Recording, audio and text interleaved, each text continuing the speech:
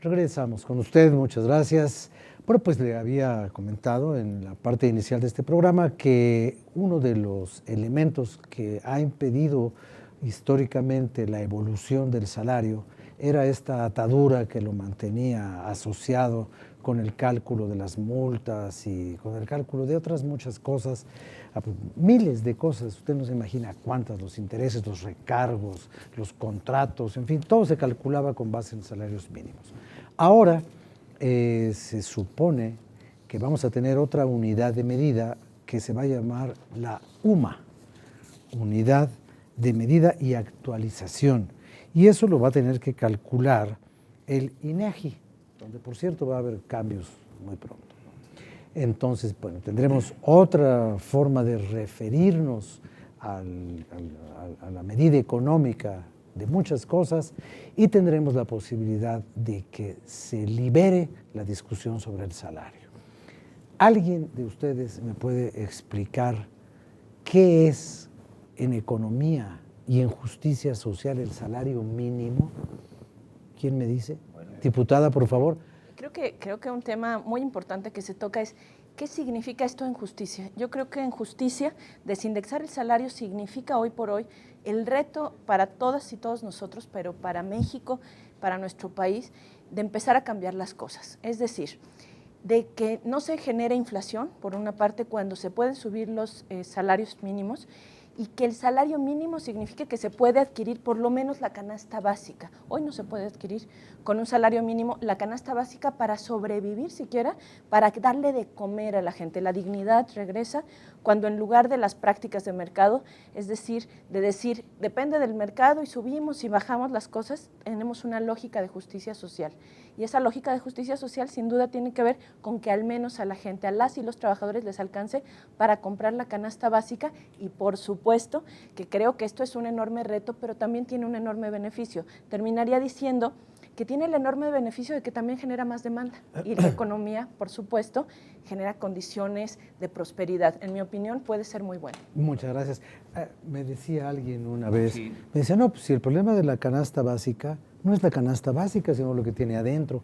¿Qué es una canasta básica? ¿Qué tiene adentro la canasta? Pues más allá, si me permiten, adelante, Rafael, más allá de lo que podría contener la canasta básica, de lo que se trata es de darle a las familias mexicanas tranquilidad, que el salario sea lo suficientemente útil y solvente para poder garantizarle a una familia que va a poder tener los elementos indispensables, que va a poder tener un ingreso para poder vestir, para poderse alimentar y sobre todo también que va a poder tener un ingreso que le permita estar a la altura de lo que en el resto de los países están ganando.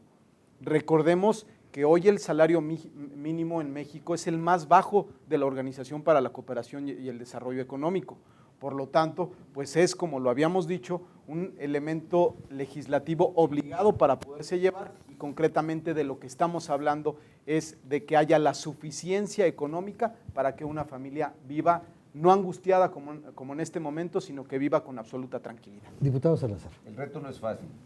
La realidad es que, así es, Emilio Salazar, es que los dos somos Salazar. Pues sí, perdónenme. El reto no es fácil.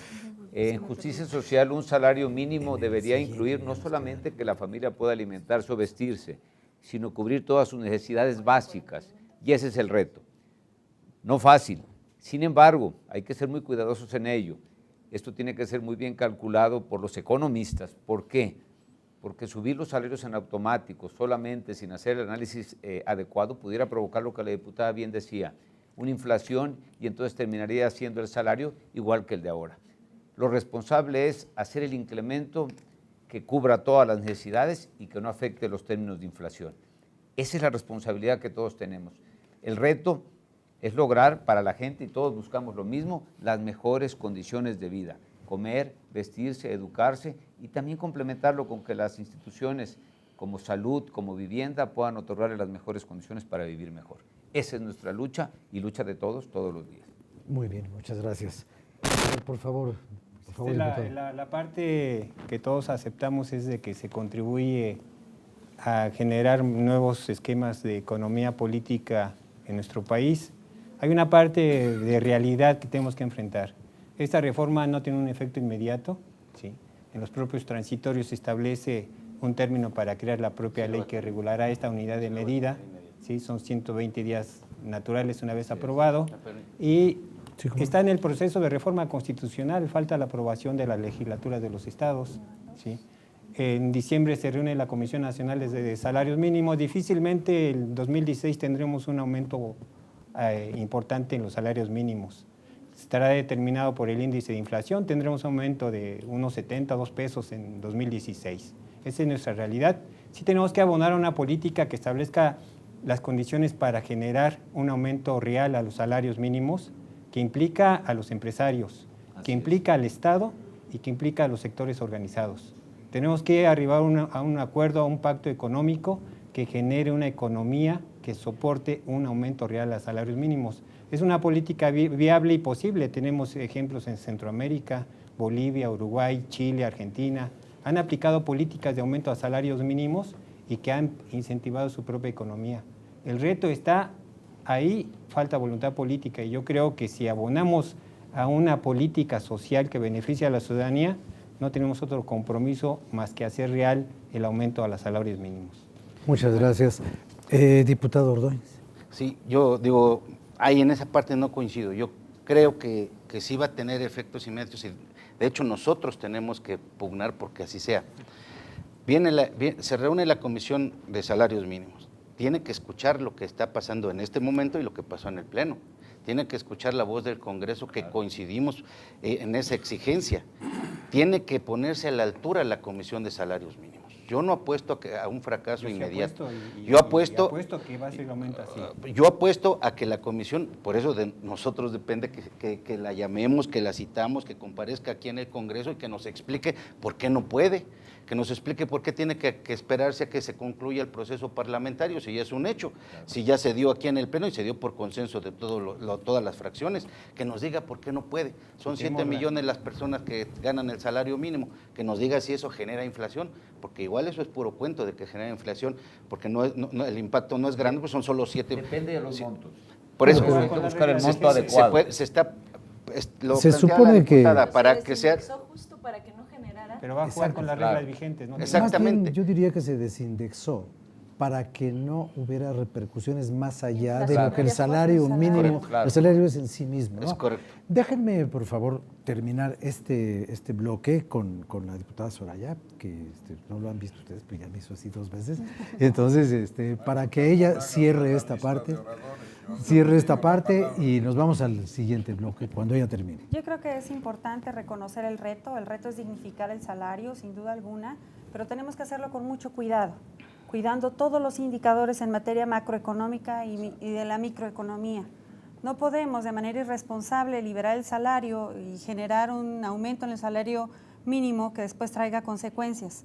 Aquí se han enunciado varios ejemplos de otros países. En el caso de Argentina, yo digo, es el país que en América Latina tiene el más alto salario mínimo, pero también hay que considerar que tiene el 21% de inflación.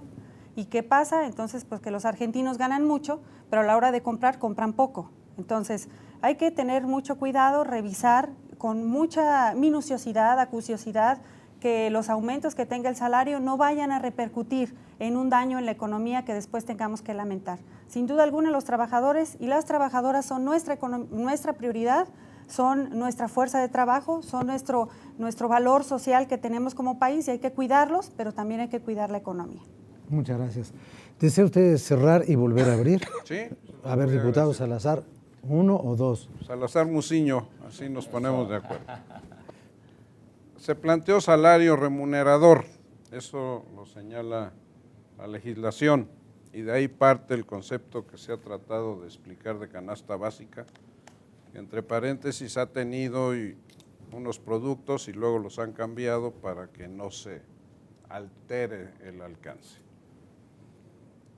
Pudiera tener repercusión inmediata, pero podría provocar problemas, y ahí sí coincido con quien se ha expresado así. Yo creo que todos tenemos en mente aquellos famosos aumentos de emergencia, de un 10%, y no resolvió el problema, creó más problemas a la economía. Además, sí enfrentaríamos por las desigualdades que tenemos en nuestro país. Acuérdense que apenas se acaban de emparejar de 3 zonas económicas a una. Problemas de carácter inflacionario a los que no queremos, creo que nadie de los que estamos aquí ni los mexicanos, llegar. Se nos señala que el índice inflacionario actual está alrededor de cerca del 3%, se plantea que eso sería el incremento a los salarios mínimos, ojalá sea más, pero lo que cuenta es el primer paso que se ha dado.